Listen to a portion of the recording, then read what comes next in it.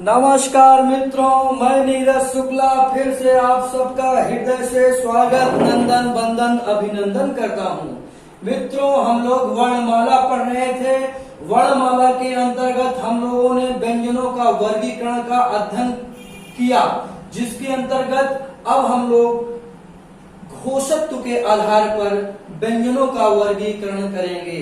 घोषत्व के आधार पर अब हम लोग व्यंजनों का वर्गीकरण करते हैं। मित्रों, आइए देखते हैं आखिर ये घोषत्व होता क्या है, घोष होता क्या है। तो आपको विदित होगा, घोष का मतलब होता है किसी चीज की घोषणा करना, है ना। घोष करना, जय घोष करना एक व्यवहारिक सी बात है, आप लोगों को पता है। आइए देखते हैं घोषत्व के आधार पर व्यंजनों को कैसे बांटा गया है। इसमें हम लोग अघोष, सघोष, अल्पप्राण, महाप्राण जो कि प्राणत्व के आधार पर देखेंगे। देखिए मित्रों, अघोष और सघोष, अल्पप्राण और महाप्राण बहुत ही बोरिंग चैप्टर है। हिंदी के वर्णमाला का बहुत ही बोरिंग चैप्टर है और यहाँ से एग्जामिनर सवाल अवश्य पूछता है, अवश्य पूछता है, अवश्य पूछता है। बहुत इसमें दिमाग को खर्चा करना पड़ता है। बच्चे पढ़ना नहीं चाहते हैं क्योंकि थोड़ा समझाने का तरीका इसका अजीब होता है। टीचर समझाने में असमर्थ हो जाते हैं, लेकिन हम लोग सिर्फ प्रयास करते हैं और इस बात का चैलेंज करते हैं कि आपको समझ में भी आएगा। हमने कहा घोषत्व। आइए, घोष मतलब जयकारा होता है, जय घोष होता है, गर्जना होता है ना। तो आइए इसको देखते हैं।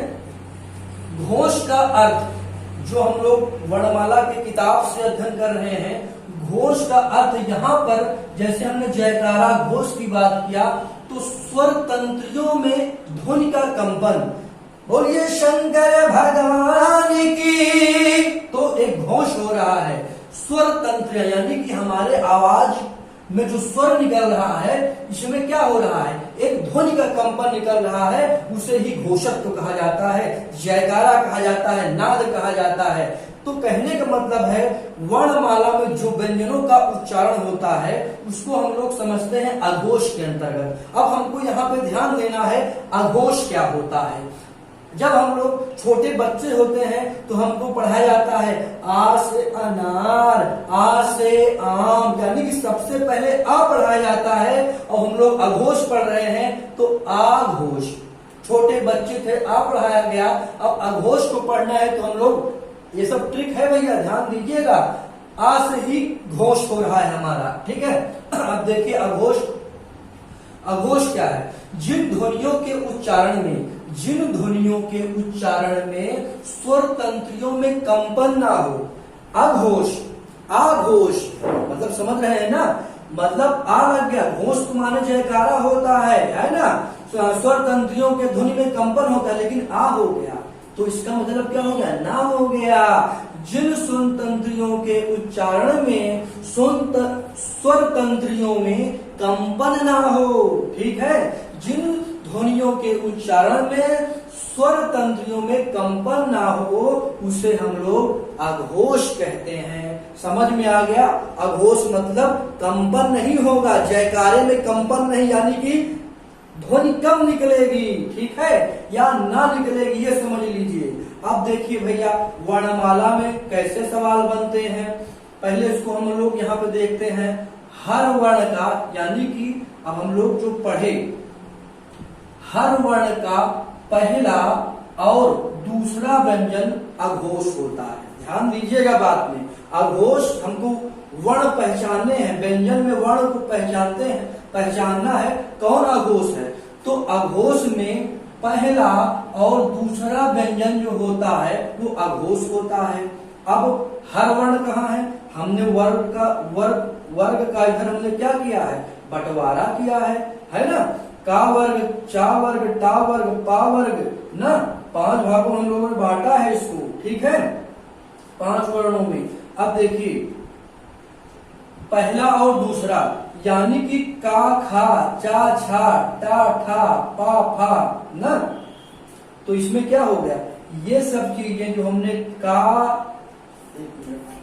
हमारा जो ये का वर्ग हो गया, का वर्ग में का क्या है, ये पूरा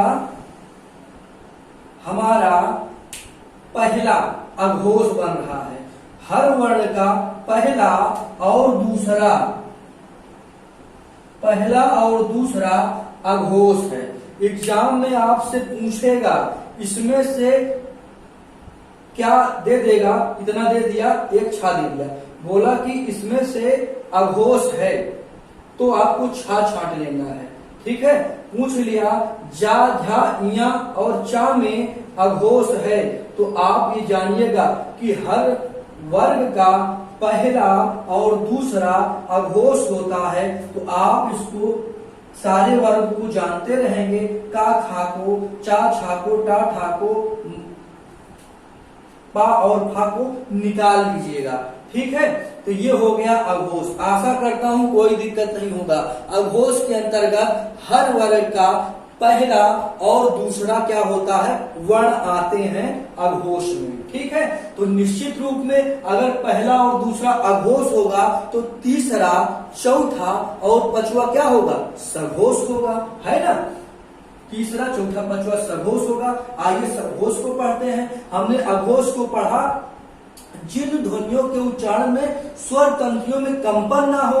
तो सघोष में क्या होगा बच्चों, जिन ध्वनियों के उच्चारण में स्वर तंत्रियों में कंपन हो, जिन ध्वनियों के उच्चारण में स्वर तंत्रियों में कंपन हो उसे हम लोग सघोष कहेंगे।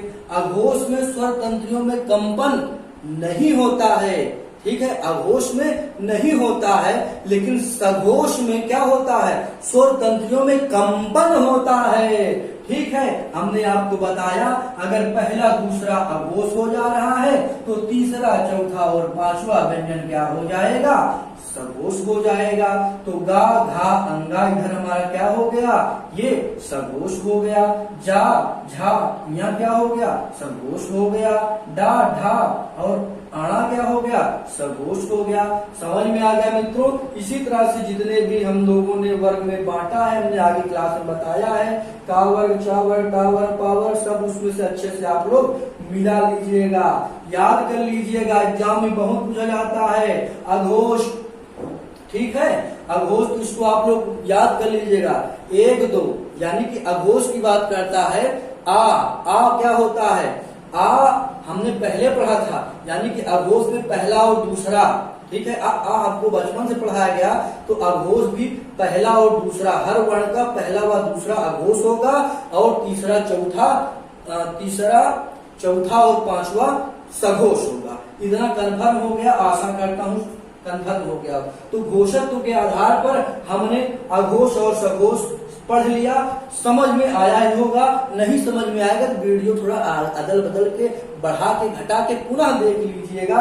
असल में जल्दी जल्दी बताने का कारण यही होता है कि वीडियो लंबी हो जाती है दोस्त, और अपलोड होने में दिक्कत हो जाता है। ठीक है, इसलिए जो है ऐसा करना पड़ता है। जल्दी जल्दी बताने में थोड़ा, जल्दी बताने का एक्सपीरियंस भी नहीं होता है। हम लोग अच्छे स्तर के जो टीचर होते हैं वो आराम से बड़े लंबा लंबा लेक्चर देते हैं, लेकिन क्या है, कैमरे के सामने आने के बाद बहुत स्पीड बोलना पड़ता है, इसलिए थोड़ा समस्या आती है जल्दी जल्दी बोलने में। लेकिन कोई बात नहीं, अब इस लॉकडाउन में कुछ करने को मिल रहा है, ये भी बहुत अच्छा है कि आप लोगों को मैं पढ़ा पा रहा हूँ। आइए, प्राणत्व के आधार पर अब हम लोग पढ़ते हैं। दूसरा हेडिंग घोषत्व हो गया, तीसरा हेडिंग हो गया प्राणत्व के आधार पर हम लोग क्या करेंगे, व्यंजनों का वर्गीकरण करेंगे। प्राणत्व मतलब मित्रों क्या होता है, इसको समझते हैं।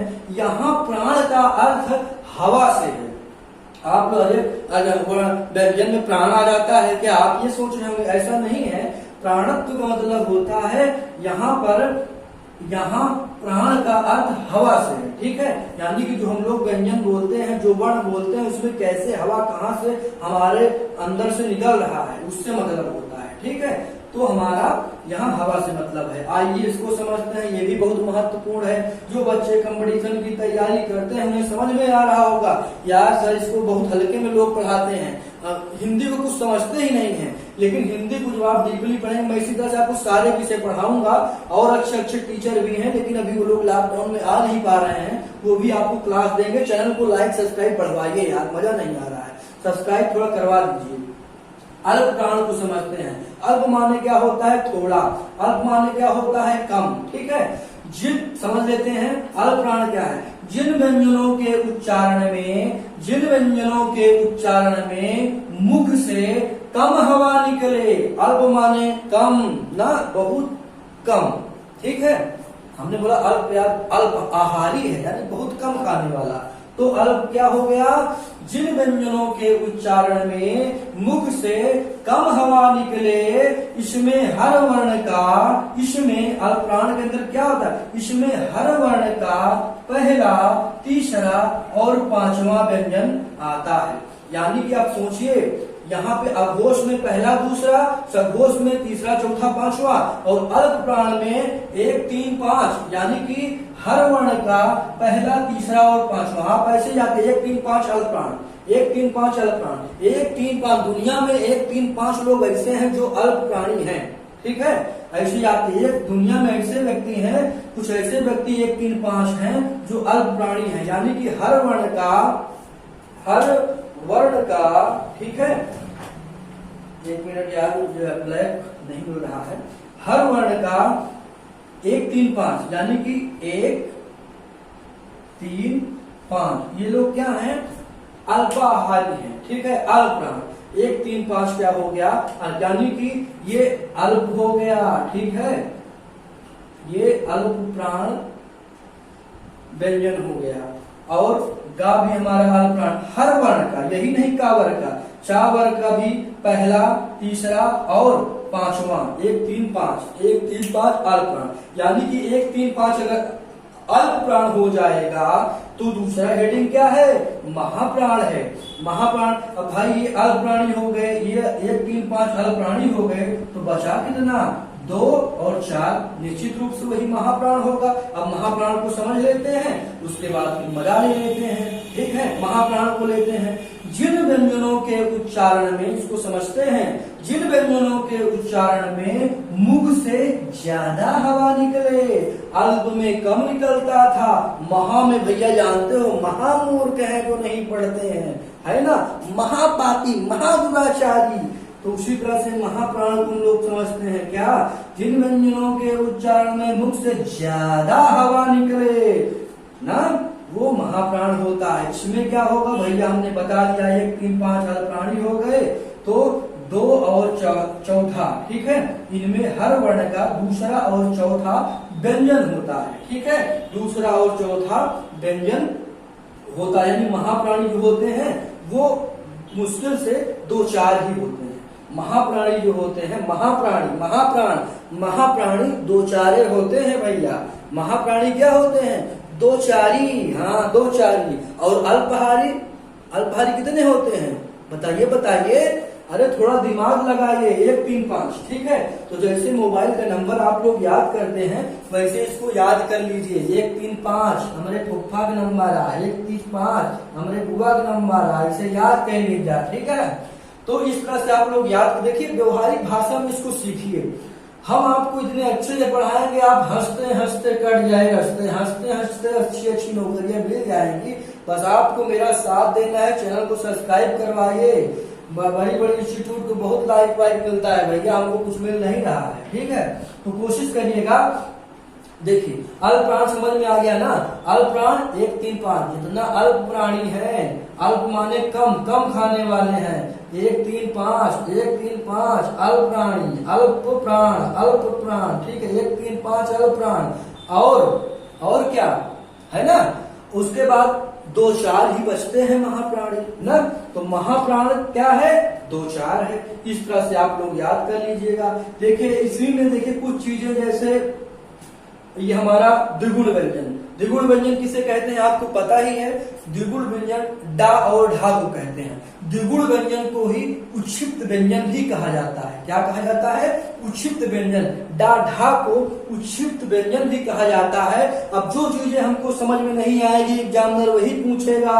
अब देखिए यही यहाँ पे आप लोग देखिए, जो हमारा डा ढा हमने बताया द्विगुण कहा जाता है, उच्छिप्त भी इसे कहा जाता है, ठीक है। जो हमारा डा होता है उसे हम लोग, अब यहाँ पे थोड़ा ध्यान दीजिएगा मित्रों, जो डा होता है ये सघोष भी होता है और अल्प प्राण भी होता है, ठीक है। जो डा है ये सघोष भी होता है और अल्प प्राण होता है, और ढा जो होता है ढा वो सघोष भी होता है और महाप्राण भी होता है। अब यहाँ पे ट्रिक को समझिए, ये पढ़ने में मजा नहीं आएगा और न टीचर को समझाने में मजा आएगा, लेकिन क्योंकि हमको विजय लेना है, फतेह करना है, इसलिए हमको उसको समझना है। डा, डा मतलब सर ने बताया सघोष होता है, ठीक है बेटा, सघोष होता है सर, ठीक है, सघोष हो गया। अब हम लोग जब क्रम से पढ़ते हैं तो पहले डा आता है फिर ढा आता है, यानी कि अगर डा ढा जो है सघोष हो गया तो पहले आ से अनारे पढ़ा गया था, इसलिए सघोष के साथ ढा को अल्प प्राणी मानेंगे, ठीक है, सघोष को अल्प प्राणी मानेंगे और ढा को, ढा भी सघोष है क्योंकि इसलिए द्विगुण उत्क्षिप्त इसको कहा जाता है।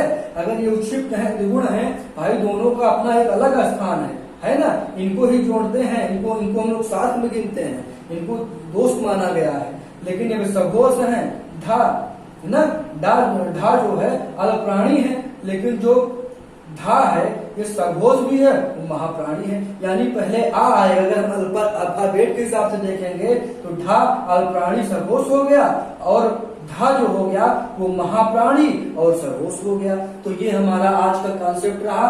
आशा करता हूँ आपको अच्छा लगा होगा और इसी के साथ आज की क्लास से मैं विदा लेना चाहूंगा। बहुत बहुत धन्यवाद।